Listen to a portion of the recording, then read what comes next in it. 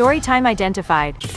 I'm going to do my best to get through everything that has happened over the last 2 to 3 years. It might be a little long, and I'm sorry if it doesn't make much sense, but I get anxiety attacks every single time I think about it. About 3 years ago I met this guy while I was on vacation. I was miles and miles away from home, so I figured hanging out and getting to know him would be harmless. But here I am 3 years later, and now I know it is the worst mistake of my life. We hung out for the whole vacation, and at the end of it exchanged contact info. I didn't expect him to actually reach out, but before I could even get on the plane home, he was already texting me. Not gonna lie, at first I thought it was super sweet. We had a really good time, so I was looking forward to getting to know him better. When I got home I had school, work, friends, and I didn't really have the time to talk to him as much as he expected me to. One day, I go on my break while I'm at work, and I have over 200 text messages and almost 100 missed calls and voicemails. The texts and voicemails were really aggressive, and they made me super uncomfortable, so I just blocked him. I figured that would be the end of it and I could get back to my life, and for a while it was. Until one day, almost a year later, I was at the library when I heard a voice coming from behind me that made my blood run cold. "Hey stranger" was ringing in my ears, and I knew immediately that I was in trouble. I tried to stay calm and told myself to just smile through it, but on the inside, I thought I was going to throw up. When I turned to face him, he had this huge smile on his face, but something about it made me feel like it was just a mask. I never told him where I lived, so even though it was crazy weird that we were in the same place, I just thought it was a coincidence. He apologized for the way we ended things and told me he recently moved to the area. I was still afraid, but I had high hopes that we could just start over. I should have left the library that same day and went straight to the police. Over the next 4 months I would see him randomly around town, but I did my best to avoid him. Then everything changed. I was coming out of my apartment when I noticed a new neighbor, but as I walked towards him to introduce myself, my stomach dropped. It was him, with that same smile that felt too big for his face. I still hadn't told him anything about where I lived, but I started to think him moving right down the hall from me was too big of a coincidence. I wouldn't have to wonder much longer, because over the next couple of months my life would turn into a nightmare. I started coming home to gift boxes and flowers in front of my door. They were always anonymous, but I knew where they were coming from. I tried telling the police, but they said there was nothing I could do since receiving free gifts wasn't a crime. I didn't think it could have much worse until one day I got home from work to the worst thing I could have ever imagined. I opened my door, and right away I could tell someone was inside my apartment. There he was in my kitchen casually telling me that dinner would be ready in 5. I ran out, called the police, and waited until they got him out. Ever since then things have taken a turn for the worse. There are times I come home, and I know he's been there but I can't prove it. He started doing things like putting my name on knives or leaving rope on my pillows. I know something horrible is going to happen to me, but no matter how many times I ask the police for help, they say there's nothing they can do. So today I got a tattoo. It's a QR code that has my name, my age, who my parents are, and their phone numbers. This way when they find my body, I will be identified.